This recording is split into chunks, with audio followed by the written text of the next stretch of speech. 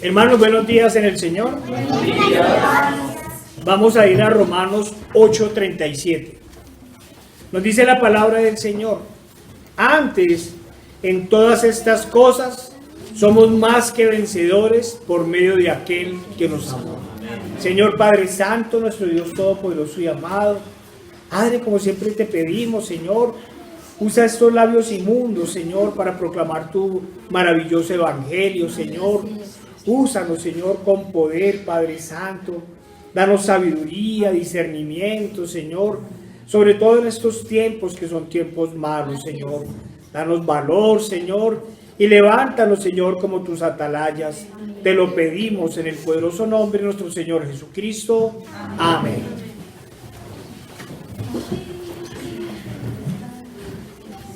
Hermanos, más que vencedores.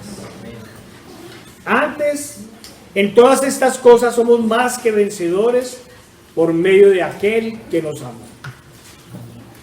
Siempre que uno va a hablar de un libro o de un versículo de la Biblia, hay la intención de decir que es el más hermoso, el más sabio. Y en general, quisiera decir una gran cantidad de adjetivos maravillosos sobre ese pasaje.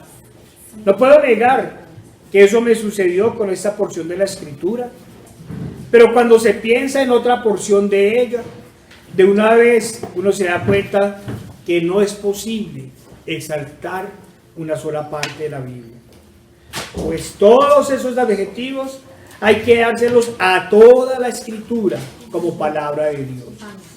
¿Cómo decir que un pasaje bíblico es más hermoso que otro? ¿Cómo decir que un pasaje sobre el amor de Cristo es mejor que un pasaje sobre su justicia? Todo esto es simplemente para decir que hablar de la palabra de Dios es un gozo. Leerla, una experiencia sin igual. Y vivirla es sencillamente indescriptible. ¿Qué podríamos decir de la salvación que nos ha sido dada por gracia, por la pura voluntad y misericordia del Salvador? Antes, en todas estas cosas, somos más que vencedores por medio de aquel que nos amó. ¿Cuántas veces habremos hablado de esta pequeña porción de la Escritura? Sin lugar a duda, cientos de veces. No hace mucho en un estudio hacíamos referencia a él. Lo que sí podríamos decir de este versículo es que sin lugar a dudas es uno de los más repetidos en las iglesias, de los más recitados por las personas, pero lamentablemente de los más malinterpretados. En especial por aquellos que han hecho de la Escritura una fuente de ganancia deshonesta y por aquellos que pretenden buscar a Dios para satisfacer sus deseos terrenales, es decir, por la iglesia moderna. Ya sabemos a qué hace referencia los falsos maestros y los falsos creyentes cuando citan este pasaje o cuando lo recitan. Por lo general, se refieren a los grandes logros alcanzados en las cosas terrenales o a los logros que pretenden alcanzar. En las iglesias de donde nos sacó el Señor, ya hemos contado, siempre resaltaban a aquellos que triunfaban en el mundo y aquellos que salían con vanidad a contar sus éxitos. Nombraban a quienes se graduaban de importantes universidades, a quienes eran ascendidos en sus trabajos, a quienes viajaban al exterior, etcétera, etcétera. Y no estamos afirmando que el cristiano no pueda o no deba tener éxitos, por así decirlo, en sus oficios terrenales. Por el contrario, todos nos alegramos cuando un hermano, por la sabiduría que le ha dado el Señor, por su trabajo a conciencia y comprometido, por su diligencia y su máxima honestidad, recibe un grado, un ascenso, un aumento salarial. La gran diferencia se centra en que nuestro gozo, nuestro mayor gozo, al igual que de quienes están en el cielo con el Señor, es cuando un pecador se arrepiente. Cuando una persona llega a los pies de Cristo y se hace su siervo. Eso sí es un gran gozo en la iglesia. Cuando el Señor hace de quien fuera antes un pecador una nueva criatura, creada ahora para buenas obras. Nuestro mayor gozo es cuando los hermanos viven en santidad. Amén. Nuestro mayor gozo es cuando los hermanos viviendo en el Señor vencen las tentaciones y los pecados que los acechan. Nuestro mayor gozo, hermanos, se da cuando los hermanos ponen sus preocupaciones, sus dificultades, sus tristezas, sus temores, sus enfermedades y en general todos los problemas en el Señor y aprenden a descansar en Él. Hermanos, ¿quién no ha llorado de alegría al ver al hermano que era amargado o malgeniado con alegría en el Señor? O cuando los hermanos cuentan cómo el Señor les ha ayudado a vencer sus pecados. O cuando los hermanos llorando de dolor confiesan sus pecados. O cuando se le levanta la disciplina bíblica a aquel a quien el Señor ha restaurado. Esos son nuestros gozos. Esos son nuestros llantos de alegría. Pero también, ¿quién no ha llorado de alegría ante la noticia del embarazo de la estéril? O ante el nacimiento en perfectas condiciones de aquel a quien el médico había recomendado asesinar en el vientre porque supuestamente venía enfermo. O cuando el hermano cuenta que el Señor lo ha sanado del cáncer mientras la medicina humana lo había desahuciado. ¿Cuántas veces no hemos llorado de alegría viendo sujetos a las autoridades de la iglesia, aquellos que antes fueran rebeldes y sabios en su propia opinión? También, hermanos, hemos llorado de tristeza. Hemos llorado de tristeza cuando los hermanos se van a lugares de falsa doctrina.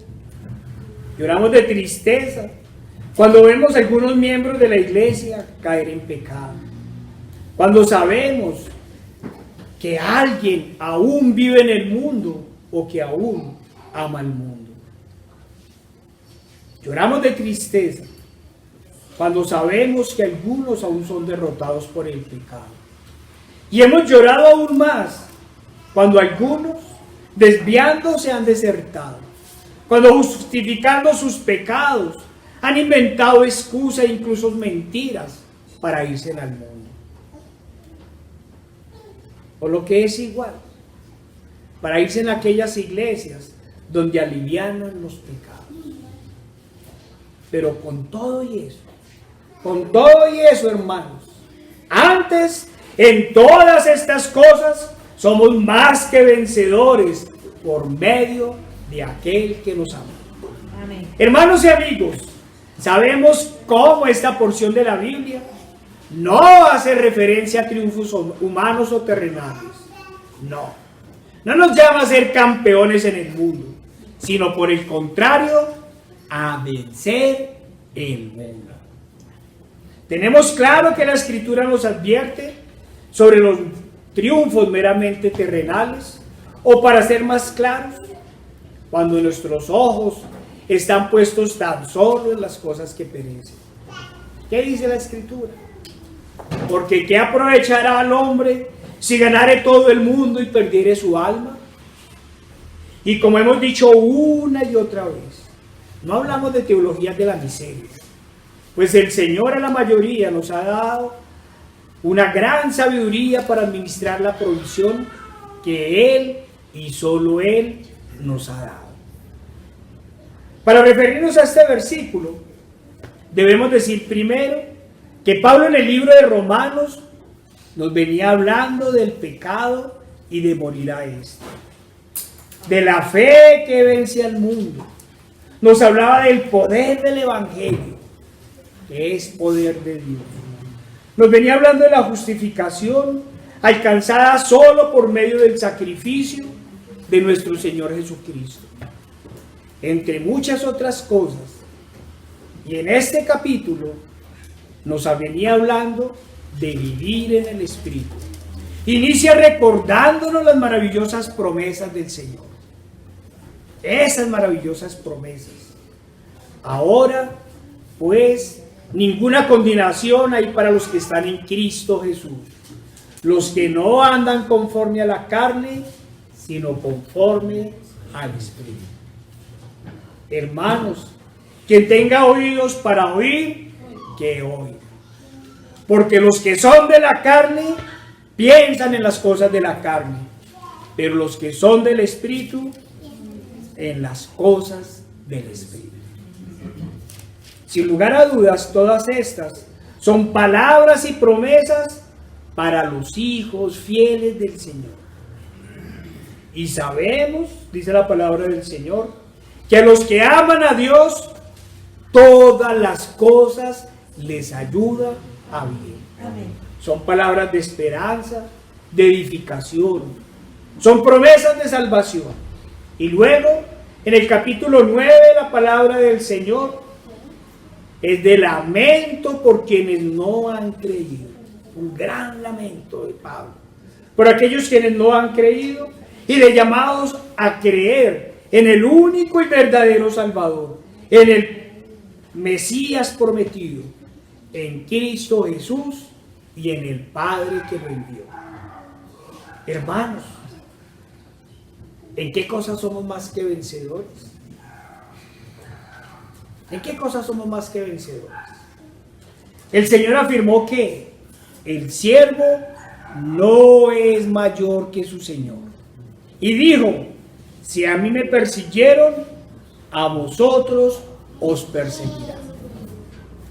Recordemos que el Sanedrín, así como planeó la muerte del Señor, asimismo planearon el matar a Lázaro para quitar la evidencia del poder de Dios. Acordémonos lo bajo que caen los pecadores. Les dolía ver a Lázaro caminando, porque era la muestra del poder de Dios. Sabemos lo que pasó con Esteban. Conocemos las persecuciones que hicieron primero los judíos y luego los romanos contra los cristianos. Sabemos cómo murieron los apóstoles.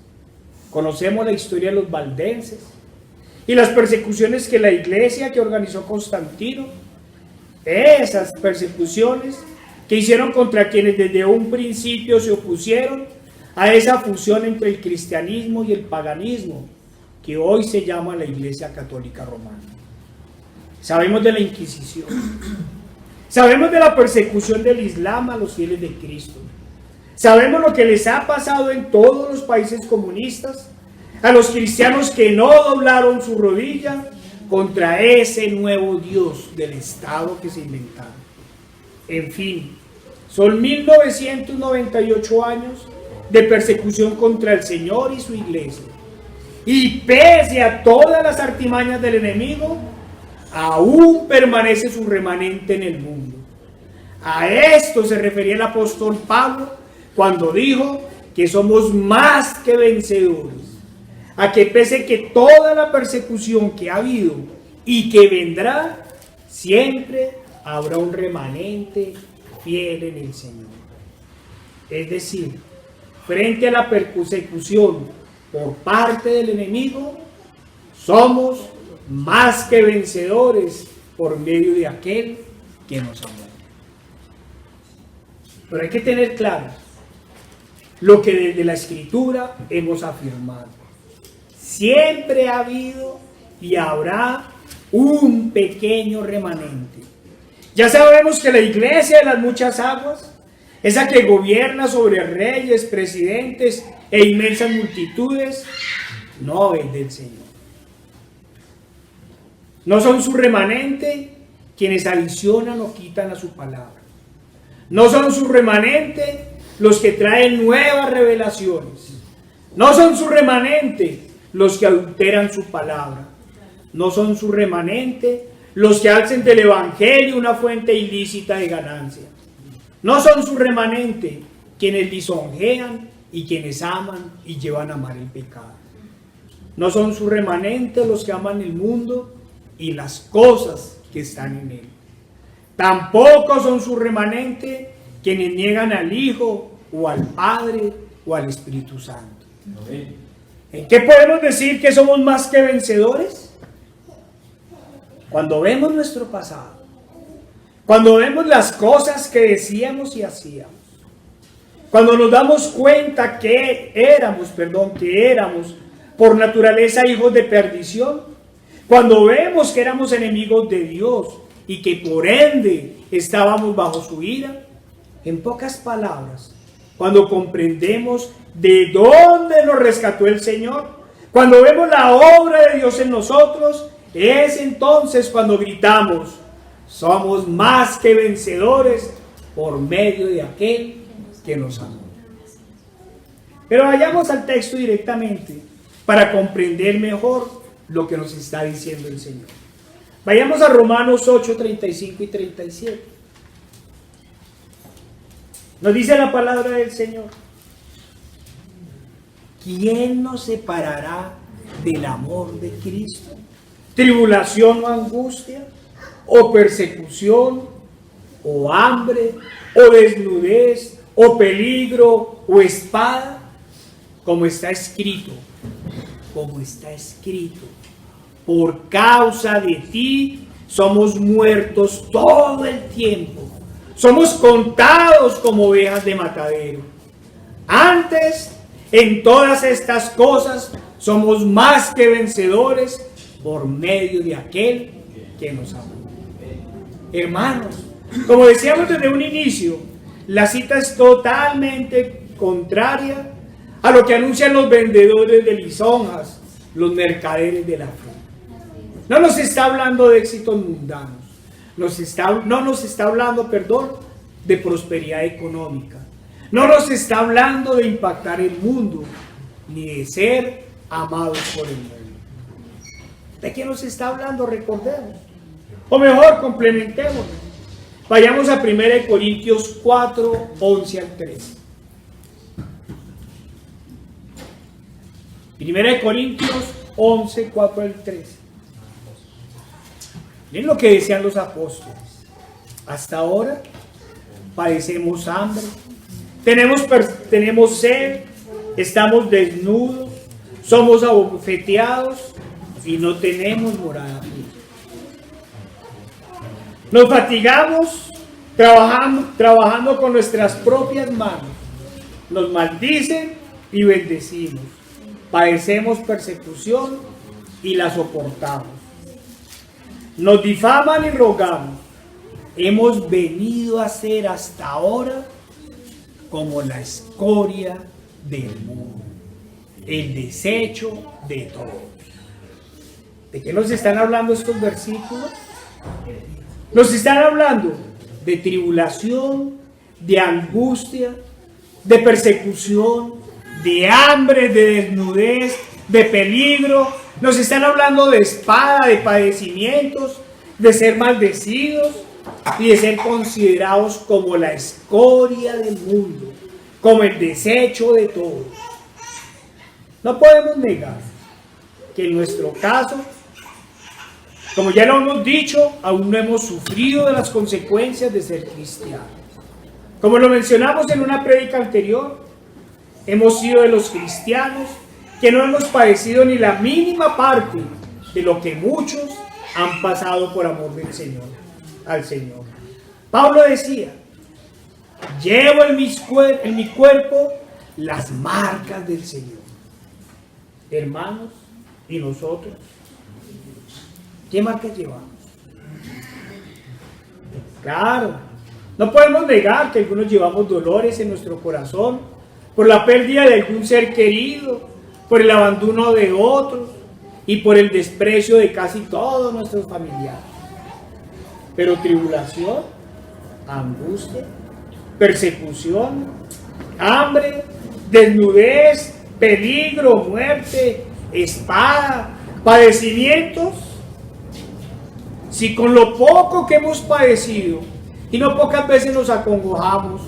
¿Qué será de nosotros el día que lleguemos a ser como la escoria del mundo? ¿Nos amedrentaremos? ¿Echaremos para atrás?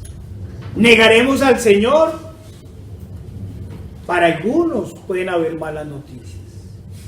Pueden haber deserciones, especialmente en el caso de los de doble ánimo, de quienes se dejen vencer por el miedo, de aquellos que aún aman el pecado. Pero la Escritura es clara frente a quienes estén plenamente en el Señor, quienes estén entregados al Señor. ¿Qué nos dice la Escritura en esos casos? Ahí es cuando nos dice que seremos más que vencedores por medio de aquel que nos ama. Insistamos en lo que nos dice la Escritura. Por medio de aquel que nos amó. Cristo nos dará la victoria.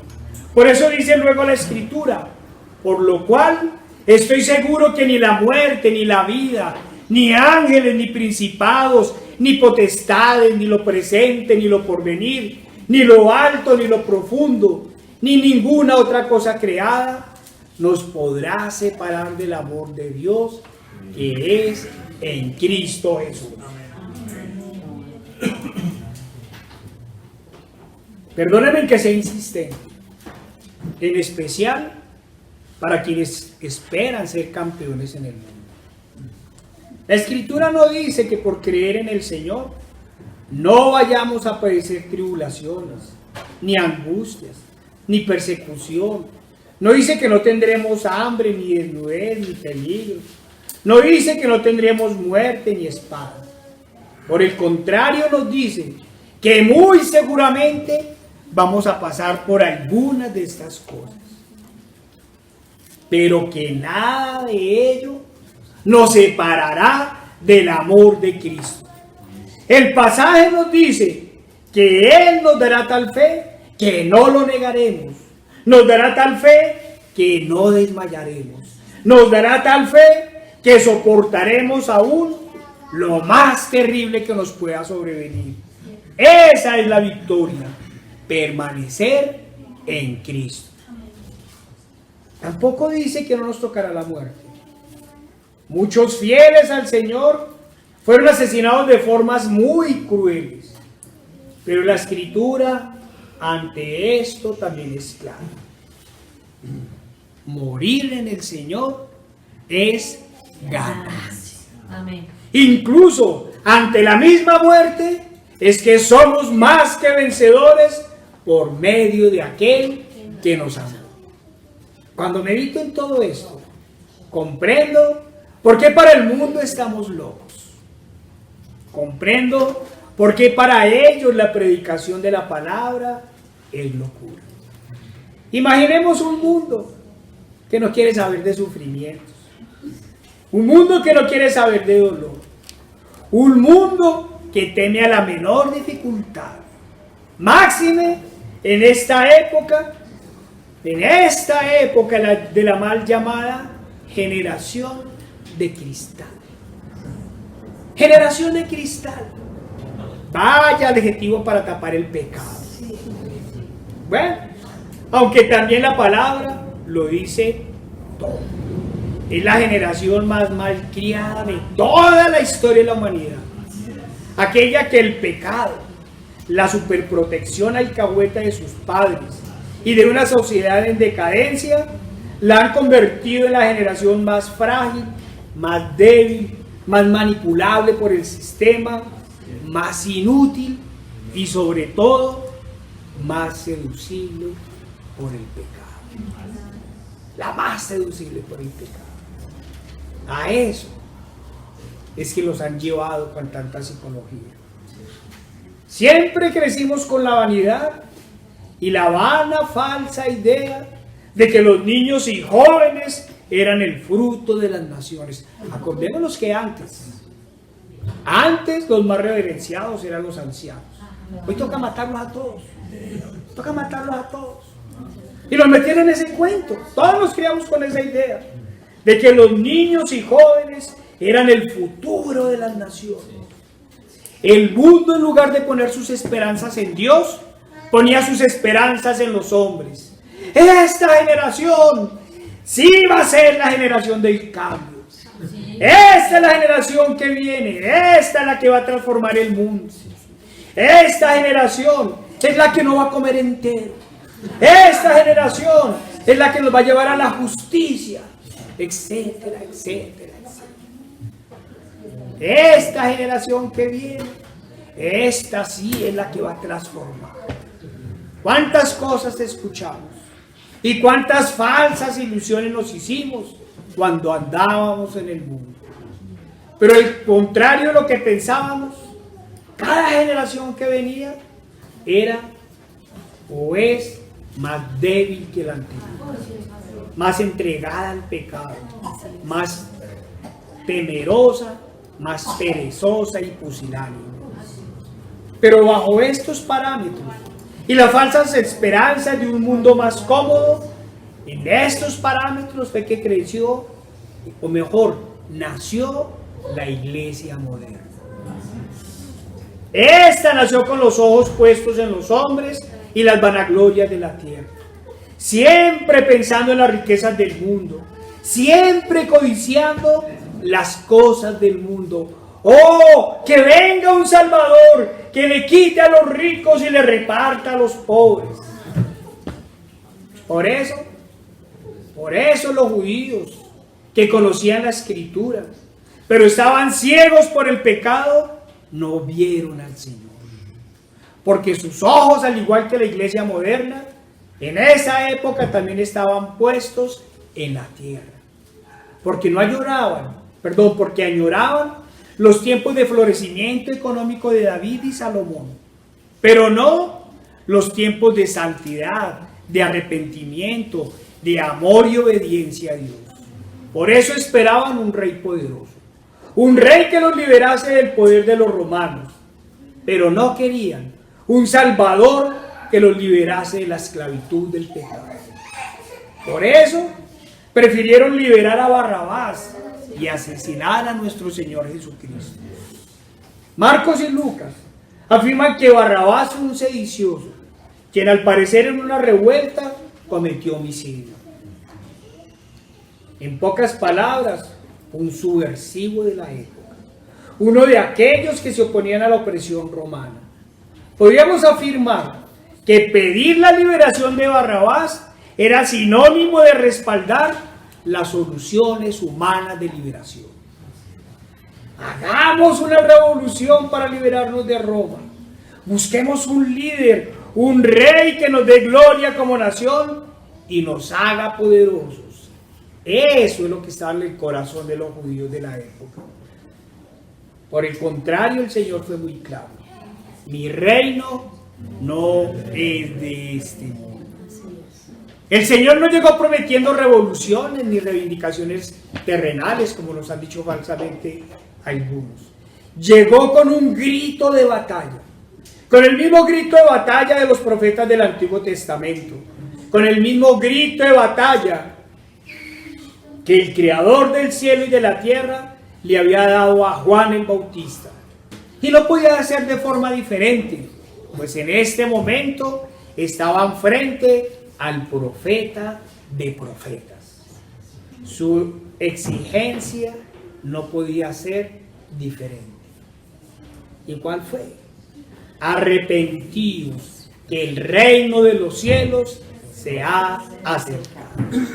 Por esto las falsas iglesias no aman al Cristo Salvador, no siguen al Cristo que nos justifica y nos santifica ante el Padre, no siguen al Dios que nos aparta de todo pecado. Ellos, y perdonan esa comparación que hice, siguen al Jesús Barrabás, al ídolo inventado por su perverso corazón, al ídolo que promete cosas terrenales, al ídolo que promete una vida feliz y tranquila en el mundo. Por todo esto, ellos no entienden el Evangelio. Para ellos, para ellos es locura la santidad. Para ellos es locura apartarse del mundo. Para ellos es locura vivir en el mundo sin ser del mundo. Para ellos es locura aborrecer el pecado. Para ellos es locura tener los ojos puestos en el cielo. Para ellos es locura estar dispuestos a renunciar a todo. Para ellos es locura ser aborrecidos por el mundo y perseguidos por el mundo. Pero la iglesia moderna no le afana, no les preocupa una persecución, no les preocupa. ¿Qué persecución del mundo puede tener una iglesia que vive bajo los parámetros del mundo? ¿Qué persecución del mundo puede tener una iglesia que vive en el mundo y para el mundo? ¿Qué persecución? O mejor, ellos dicen persecución. ¿Persecución? ¿Persecución por qué? Preguntan ellos. Hermanos, todos sabemos de sobra lo que por lo general enseñan en la iglesia moderna. Que si eres cristiano nunca vas a tener dificultades. No van a venir enfermedades, ni va a haber desempleo, no van a venir pruebas. No importa cómo vivas. Si como un cristiano o como un impío. No importa, de todas formas, Dios te va a meter en una especie de burbuja protectora donde no vas a tener un solo problema y además de ñapa vas a tener prosperidad económica. Hermano, nadie está negando la protección de Dios a sus hijos. Nadie. Por el contrario, tenemos clara la inmensidad de nuestro Dios y el cuidado que hace de nosotros. Hace poquito lo cantábamos. Alzaré mis ojos a los montes, dice el Salmo 121. ¿De dónde vendrá mi socorro? Mi socorro viene de Jehová, que hizo los cielos y la tierra. No dará tu pie al resbaladero, ni se dormirá el que te guarda. He aquí, no se adormecerá ni dormirá el que guarda a Israel. Jehová es tu guardador. Jehová es tu sombra a tu mano derecha. El sol no te fatigará de día, ni la luna de noche. Jehová te guardará de todo mal. Él guardará tu alma. Jehová guardará tu salida y tu entrada, desde ahora y para siempre. Amén. Hermanos, recordemos que las 10 plagas de Egipto son un claro ejemplo de la protección de Dios a su pueblo. En nuestro caso, a la iglesia. Mientras los egipcios padecían la ira de Dios, los israelitas estaban bajo su protección. Hermano, el solo hecho de que en las actuales circunstancias del país tengamos el pan diario, tengamos un techo y mucho abrigo, el solo hecho de que todos los días salgamos confiando en la protección de nuestro Señor y lleguemos a casa sanos y salvos, sabemos que es la misericordia de nuestro Dios.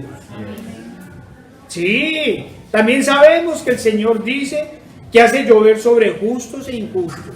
Es decir, que así como le da a sus hijos, también les da a los impíos. Una especie de misericordia general frente a las cosas de la tierra, por decirlo así. Pero esto no implica que el Señor nos ponga a prueba, hermanos. Sí, el Señor nos protege, nos acompaña y nos guía, pero también nos pone a prueba. Vayamos, hermanos, a 1 de Pedro 1, 6 y 7.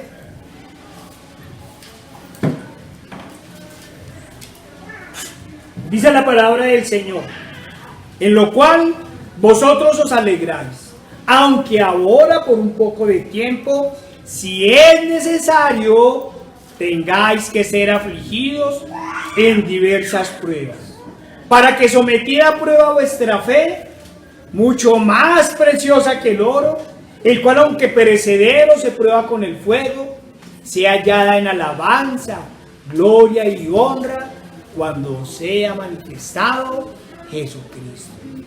Claro, hermanos, que vamos a pasar dificultades, vamos a pasar necesidades y tendremos tribulaciones.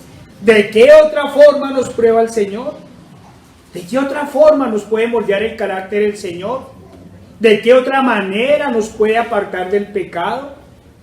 ¿Cómo más mostrar nuestra fidelidad y lealtad a quien murió en la cruz por nosotros, sino en las pruebas y en las dificultades? ¿De qué otra forma nos muestra el Señor su poder? ¿De qué otra forma? Sino liberándonos del maligno. Esa burbuja de prosperidad económica y protección total que se han inventado en la iglesia moderna solo cabe en la cabeza de aquellos que leudan el evangelio, de aquellos que venden lisonjas y falsas felicidades. Pero también, hermanos, es necesario tener claro que hay una gran diferencia entre las desgracias que le suceden a los impíos y las pruebas que pasa el creyente. Sí, hermanos, son desgracias las que le suceden a los impíos. Primero, porque están solos en la dificultad. Están solos. No hay quien los libere del mal. No hay quien les dé calma, no hay quien les dé paz. Y segundo, porque no solo son situaciones terribles, sino que su impiedad las hace una desgracia y un terrible sufrimiento que no pocas veces los llevan a situaciones peores. La desesperanza los lleva a cosas terribles. En cambio, son pruebas las que le pasan al creyente, por duras que sean las situaciones, son pruebas. En primer lugar, porque Dios está con él. Los fortalece y les muestra el camino de salida. Segundo, porque son para forjar el carácter, probar la fidelidad y fortalecer el espíritu. Por eso el verdadero cristiano, en las situaciones más difíciles, clama al Señor y Él, el Señor, acude en su ayuda. Le da esa paz que sobrepasa todo entendimiento, lo aparta de toda desesperación, lo reconforta, le aumenta la medida de fe que le ha dado y le da la victoria final. Ahí, hermanos, en esas pruebas, en esas terribles pruebas, al superar la prueba o la tribulación, es cuando el cristiano levanta la voz al cielo y grita: antes, en todas estas cosas, somos más que vencedores por medio de aquel que nos amó. Sí, hermanos, somos más que vencedores, porque el Señor es quien nos da la salida. Él sabe hasta dónde nos prueba. Eso sí, siempre nos dice: no tema, sino cree. No tema, sino cree. Confía en tu Dios. Vayamos a Job 5, 18 y 19.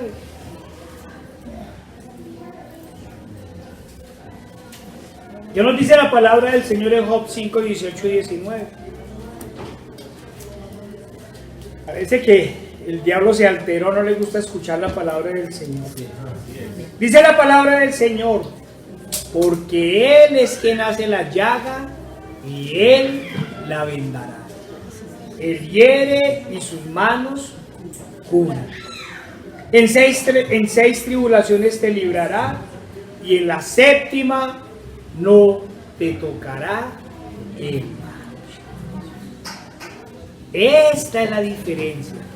El creyente verdadero, aunque a veces, no podemos negar, alcance a ser atacado por la duda, porque a veces aparece el pecado, cuando levanta los ojos al cielo y clama, sabe que no está solo. Sabe que por larga o difícil la prueba, va a ser rescatado. Y por eso persevera hasta el final. Por eso luchará hasta el final. Por eso no desmayará. Hermanos, también sabemos que puede venir otro tipo de pruebas. Los problemas y las persecuciones por causa del Evangelio. Dice la palabra del Señor, ya lo habíamos leído al principio: acordaos de la palabra que yo os he dicho, el siervo no es mayor que su Señor. si a mí me han perseguido, también a vosotros os perseguirán. Si han guardado mi palabra, también guardarán la vuestra. Bastante hemos hablado en esta iglesia del Señor, sobre los motivos por los cuales pueden llegar las persecuciones. Entre muchas otras cosas hemos dicho, porque ya no vivimos en el pecado ni amamos el pecado, porque aborrecemos el pecado, porque denunciamos el pecado. Como dijo el apóstol Juan, porque vivimos en el mundo, pero no somos del mundo.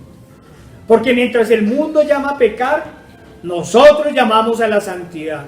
Porque mientras el mundo llama al ateísmo, nosotros llamamos a la fe en Cristo. Porque mientras la gente llama a amar las cosas que están en el mundo, nosotros llamamos a aborrecerlas. Por ejemplo, mientras el mundo proclama el orgullo gay, nosotros llamamos a la humildad y la mansedumbre en Cristo. Llamamos a aborrecer el homosexualismo y a defender la familia, la ley y el orden dado por Dios. Amén. Mientras el mundo proclama el aborto, nosotros llamamos a defenderla a la vida. Amén. Llamamos a crear hijos para Dios. Amén. Y le recordamos a todos que si la fornicación y el adulterio son pecados, el asesinato de inocentes es un pecado aún más grave. Por eso nuestro grito de batalla es ese que nos dio el Señor. Arrepentidos, que el reino de los cielos se ha acercado. Amén. Ese es el grito que a nadie le gusta. Ese es el grito que no quieren oír. Ya sabemos cómo para todos nuestros familiares y conocidos la santidad es una exageración. El día del Señor, una legalidad religiosa. La oración constante, una religiosidad extrema. Eso dicen ellos. Nuestra total fidelidad a Dios es para ellos fundamentalismo. Nuestro amor a Dios, fanatismo. Nuestra sola fe, hermanos, nuestra sola fe ya nos hace dogmáticos ante este mundo ateo. Eso, sin contar los motes de ignorantes, intolerantes, falsos de amor y todos esos, y eso para no seguir hablando de inyecciones y falsa ciencia. Y los falsos creyentes preguntan aún, ¿persecución por qué? Pues vamos a ir a Primera de Pedro, esta vez al capítulo 4, versículo 12 al 13. Primera de Pedro 4, 12 y 13. Miren lo que le dice el Señor por medio de Pedro a los creyentes.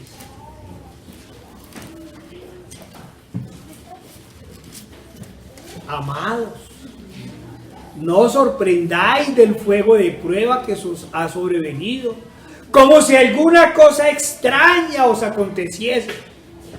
Un cristiano que no sepa de persecución está en el lugar equivocado. Miren, amados, no os sorprendáis del fuego de prueba que os ha sobrevenido, como si alguna cosa extraña os aconteciese, sino gozaos por cuanto sois partícipes de los padecimientos de Cristo, para que también en la revelación de su gloria os gocéis con gran alegría.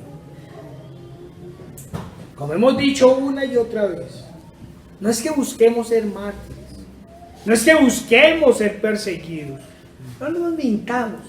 ¿A quién no le gustaría una vida en santidad, llena de tranquilidad y calma? ¿A quién no le gustaría? Pero la Biblia en todo nos llama a estar preparados. En todo. Siempre nos llama a dar testimonio del Evangelio, a estar preparados para lo que venga. Pero ante todo, nos advierte siempre a dónde nos envía en qué condiciones nos envía y los peligros que pueden venir. El Señor no engaña. Nos advierte y nos dice, vayamos a Mateo 10, 16 al 22. No es como la iglesia moderna, no es como Satanás, que los engaña, les da lisonjas, les promete libertad y los convierte en los peores de los esclavos. El Señor siempre nos ha hablado claro. He aquí, Mateo 10, 16 al 22. He aquí, yo os envío como ovejas en medio de lobos. Mire, no nos miente, nos dice. Por eso es que no nos dice que consigamos ametralladoras ni fusiles. No, nos dice que confiemos en Él. Y nos dice, he aquí, yo os envío como ovejas en medio de lobos. Sed pues prudentes como serpientes y sencillos como palomas. Y guardaos de los hombres. Y miren, nos dice, porque os entregarán a los concilios y en sus sinagogas os azotarán.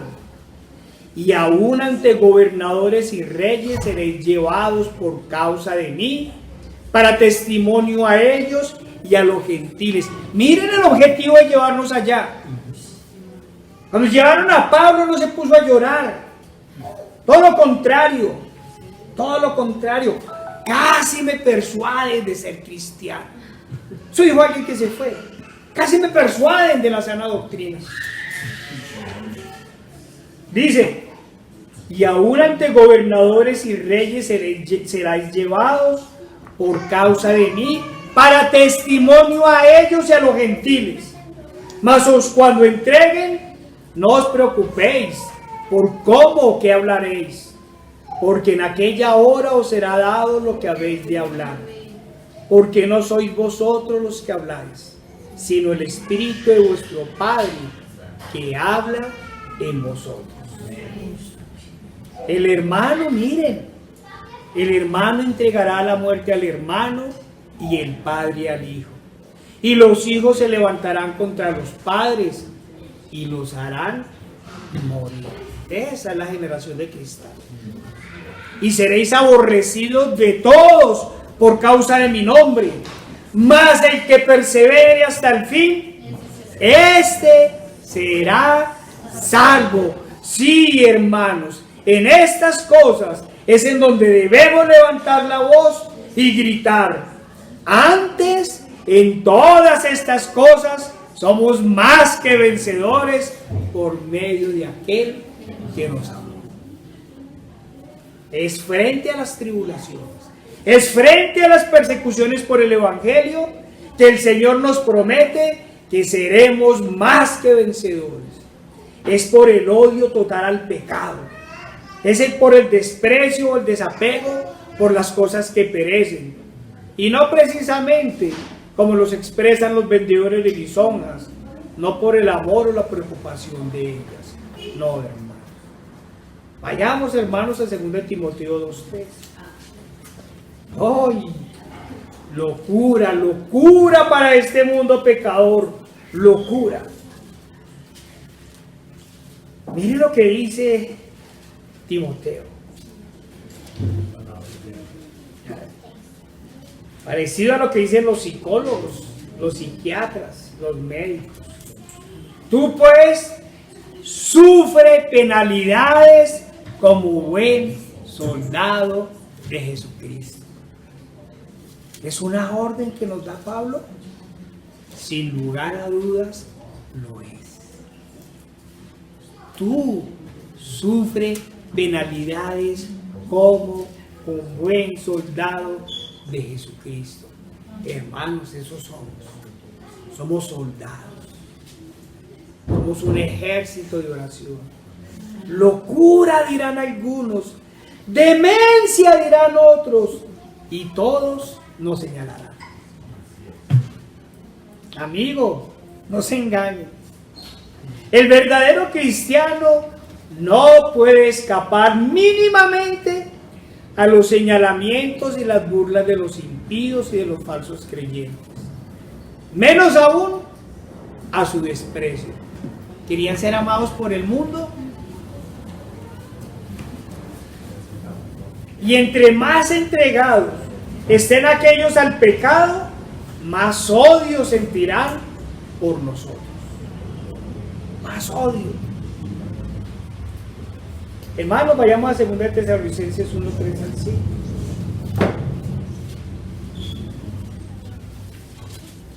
La verdadera iglesia no escapa al señalamiento. La verdadera iglesia no escapa a la persecución. Dice la palabra de Dios: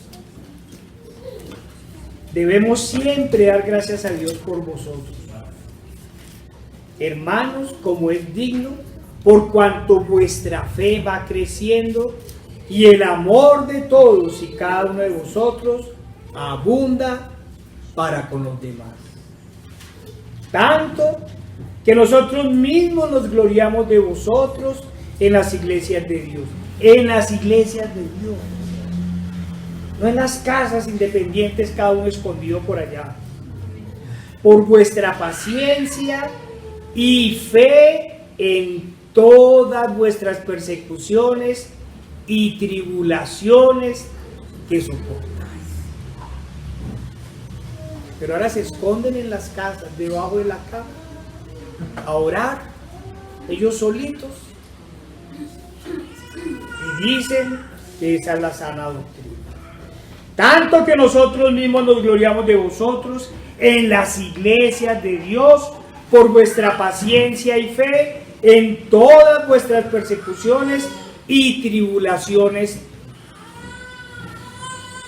que soportáis. Esto es demostración del justo juicio de Dios, para que seáis tenidos por dignos del reino de Dios, por el cual asimismo padecéis. ¿Qué diremos, hermanos, ante estas circunstancias? ¿Qué diremos si viene la persecución? ¿Qué diremos si viene el señalamiento?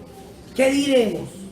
Antes, en todas estas cosas, somos más que vencedores por medio de aquel que nos amó. Bienaventurados, dice la palabra del Señor. Bienaventurados sois cuando por mi causa os vituperen y os persigan, y digan toda clase de mal contra vosotros, mintiendo. Gozaos y alegraos, porque vuestro galardón es grande en los cielos, porque así persiguieron a los profetas que fueron antes que vosotros. Esos somos, hermanos, profetas de Dios, profetas del Señor. Hermanos, hemos tenido dificultades por el Evangelio, hemos perdido seres queridos, ya sea que se hayan ido con el Señor o nos hayan abandonado. Hemos perdido empleos o hemos sido vistos con menosprecio. Hemos sido calumniados y señalados por la causa de Cristo. Gozaos y alegraos, porque vuestro galardón es grande en los cielos, porque así persiguieron a los profetas que fueron antes de vosotros. Oh, qué maravillosas las palabras del Señor. Acompáñenme, hermanos, a Hechos 16, 22 al 25.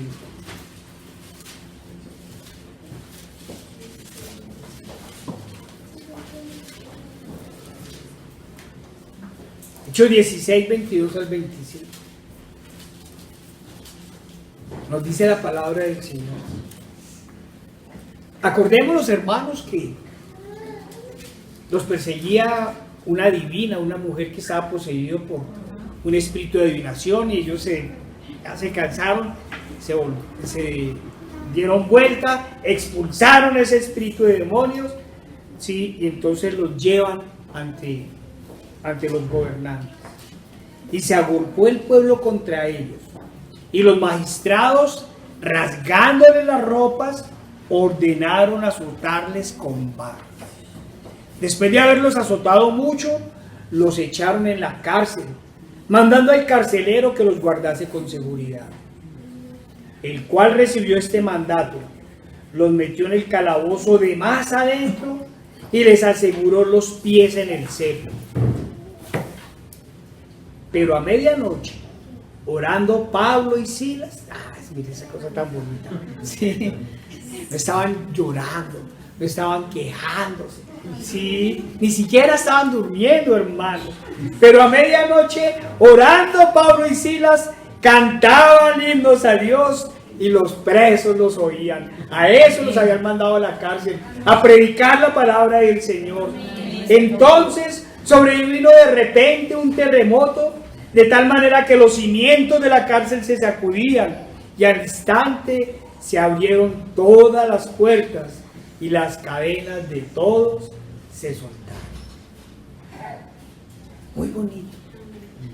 Pero también sabemos, hermanos, que las puertas de la cárcel a veces no se van a abrir. También sabemos que de pronto duraremos muchos años en él. Incluso puede ser que restauren la pena de muerte y nos dicten sentencia máxima. Con todo ello, clamaremos al Señor para que nos permita gritar con todas nuestras fuerzas: antes, en todas estas cosas, somos más que vencedores por medio de aquel que nos amó. Amén. Locura, gritarán más fuerte algunos. Cárcel. Y nosotros diremos, sí, otro lugar para predicar. Amén. Muerte, sí, puede ser. Pero nosotros entendemos que si nos llega la muerte, simplemente es porque el Señor nos está librando de este cuerpo de muerte para llevarnos a la perfección en Él, para darnos un cuerpo glorioso en Él. Pero amigo, puede ser que no tengas conflicto con nadie. Y que por el contrario, todos tus amigos, familiares e incluso los extraños te amen y te exalten. ¡Ah, qué bella persona! ¡Oh, qué maravilloso! ¡Oh, qué vida perfecta!, dirán algunos. Te abraza el amor de Dios y el amor de todos los hombres. Pero al contrario de lo que te dirá la mayoría, yo te alertaré. Amén. Yo te diré, ten cuidado. Amén. Puedes estar en un peligro más grave que la persecución más terrible.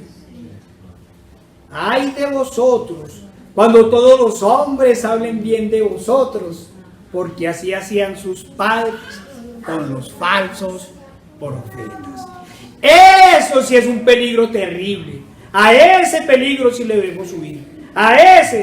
De ese sí debemos espantarnos. Amén. Cuando nos alaben y nos feliciten y nos exalten, huya, hermanos, huya.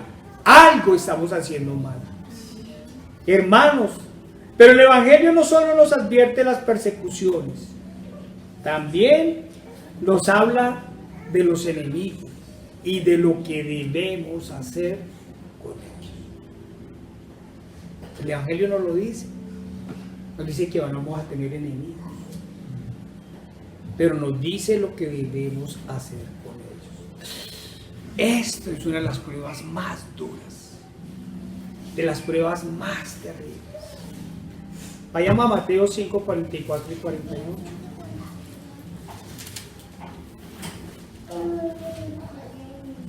Uno a veces va pensando en las dificultades, se va listando para la persecución.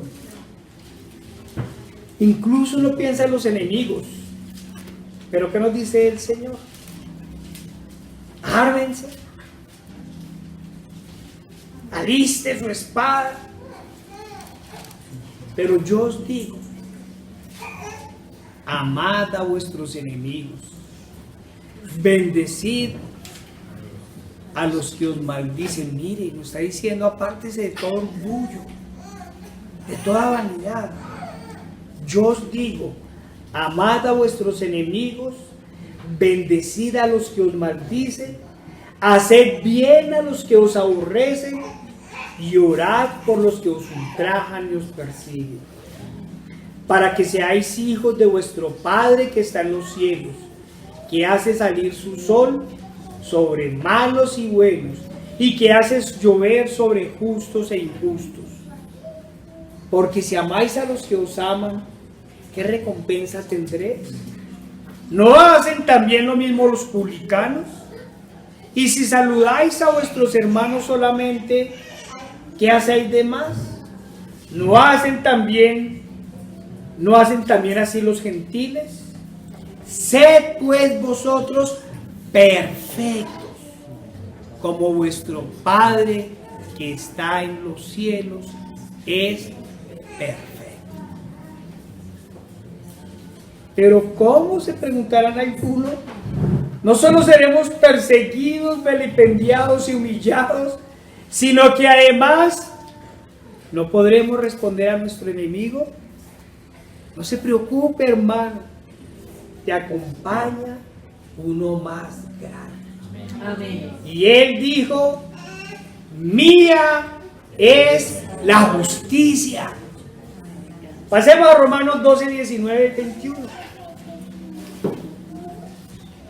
Sí, hermanos, debemos amar a nuestros enemigos. No os venguéis vosotros mismos, amados míos, sino dejad lugar a la ira de Dios, porque escrito está: mía es la venganza, yo pagaré, dice el Señor. Así que si tu enemigo tuviere hambre, dale de comer; si tuviere sed, dale de beber, pues haciendo esto, ascuas de fuego amontonará sobre su cabeza. No seas vencido de lo malo, sino vence con el bien el mal. Pero cuidado, hermano, el Señor no está diciendo que dejes que los enemigos de Dios propaguen sus blasfemias, sus herejías y sus pecados. No, está diciendo que la venganza no es nuestra. Nos está ordenando simplemente que dejemos lugar a la justicia de Dios. Nos está diciendo que no debemos llenar nuestro corazón de odio. Mira, no está diciendo que guardemos un silencio cómplice. Nos está diciendo que no debemos llenar nuestro corazón de odio. Que si bien debemos contender ardientemente por la fe, lo debemos hacer con la espada de dos filos. Lo debemos hacer con el poder del Espíritu Santo y no en nuestra carne. Nos está diciendo que si vemos a nuestro enemigo enfermo o hambriento, debemos socorrerlo. No nos está diciendo que le debemos dar palmaditas en la espalda, ni permitir sus blasfemias, ni sus pecados. Claro, la misma palabra nos dice que debemos combatir contra el pecado y tapar la boca a los herejes.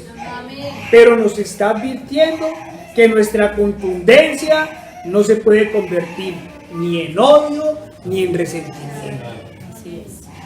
En esto, la palabra de Dios nos dice que seremos más que vencedores de aquel que nos amó.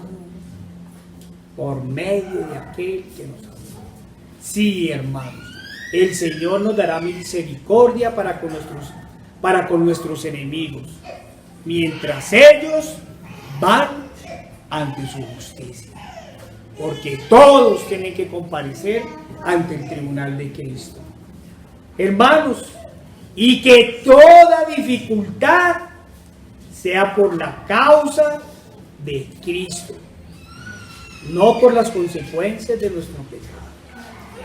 Que todas nuestras dificultades sean por la causa de Cristo. Nos dice 1 de Pedro 3, 16, 17. Teniendo buena conciencia, para que lo que murmuran de vosotros como de malhechores, sean avergonzados los que calumnian vuestra buena conducta en Cristo. porque mejor es que padezcáis haciendo el bien, si la voluntad de Dios así lo quiere, que haciendo el mal. Pero hermanos, también debemos tener cuidado, porque aún hay un enemigo más peligroso. Aún hay un enemigo más peligroso. Un enemigo que además conoce todas nuestras debilidades carnales. Un enemigo que nos acecha como a su presa. Un enemigo que está listo a saltar sobre nosotros en cualquier momento. Este enemigo nos persigue como nuestra misma sombra y no dudará en aprovechar cualquier concupiscencia nuestra para procurar nuestra caída. Muy seguramente este enemigo no añora que seamos perseguidos ni llevados presos. Muy seguramente no añora que seamos odiados, aunque en sus estrategias hipócritas y mentirosas caben todas las posibilidades. Muy por el contrario, puede hacer que él prefiera que seamos amados por el mundo como del mundo. Vayamos a Efesios 6, 10 al 12.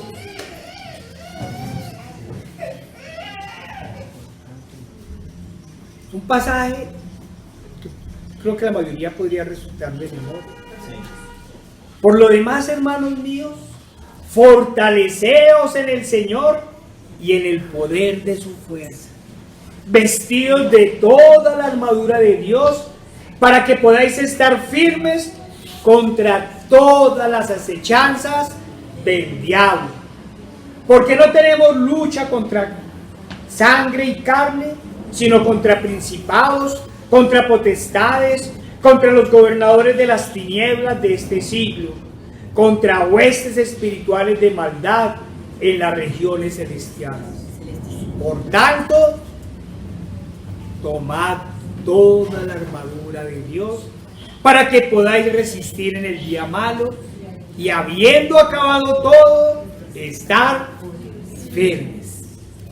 Estad pues firmes, ceñidos vuestros lomos con la verdad y vestidos con la coraza de justicia y calzados los pies con el apresto del evangelio de la paz. Sobre todo, tomad el escudo de la fe, con que podáis apagar todos los dardos de fuego del maligno, y tomad el yelmo de la salvación y la espada del Espíritu, que es la palabra de Dios, orando en todo tiempo con toda oración y súplica en el Espíritu, y velando en ello con toda perseverancia y súplica por todos los santos. Sí, hermanos, hay otras guerras y otro enemigo. Este a veces no busca nuestra destrucción física, sino nuestra caída espiritual. Este es el más peligroso, porque unos buscarán castigar nuestro cuerpo, pero este busca la destrucción de nuestra alma. Este es el más peligroso, por lo cual el apóstol Pedro nos advierte: sed sobrios y velados, porque vuestro adversario el diablo está como león rugiente, anda alrededor buscando a quien devorar, al cual resistid firmes en la fe, sabiendo que los mismos padecimientos se van cumpliendo en vosotros, en vuestros hermanos en todo el mundo. No somos los únicos. Es más, hasta hoy hemos sido los consentidos de Dios, sabiendo que los mismos padecimientos se van cumpliendo en vuestros hermanos en todo el mundo. Hermanos, este enemigo no es otro que Satanás, aquel que añora nuestra caída, aquel que nos pone cientos de trampas, aquel que nos seduce con sus engaños y nos envía miles de tentaciones. Pero nosotros sabemos a quién hemos obedecido. Amén. Sabemos quién es el que nos sustenta. Y con el favor del Señor, aquí también gritaremos: antes, en todas estas cosas, somos más que vencedores por medio de aquel que nos amó. Y no solo esto, dice Romanos 5, 3 al 5, sino que también nos gloriamos en las tribulaciones, sabiendo que la tribulación produce paciencia, y la paciencia prueba, y la prueba esperanza, y la esperanza no avergüenza, porque el amor de Dios ha sido derramado en nuestros corazones por el Espíritu Santo que nos fue dado. Amén. ¡Oh, Señor, Dios grande! ¡Cuán insondables y maravillosos son tus caminos! ¡Cuán hermoso es tu amor por nosotros! ¿Quién podrá olvidarse? ¿Quién podrá olvidarse de aquel que nos santifica, de aquel que nos justifica, de aquel que dio hasta la última gota de sangre en rescate por nuestros pecados? ¿Y qué dice su palabra frente a todas las persecuciones, tribulaciones, dificultades, tentaciones y en general todo lo que nos acontezca por la causa de Cristo? ¿Qué nos dice la palabra del Señor?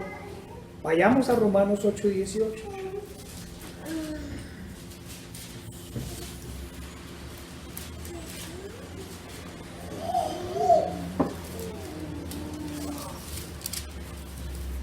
Pues tengo por cierto que las aflicciones del tiempo presente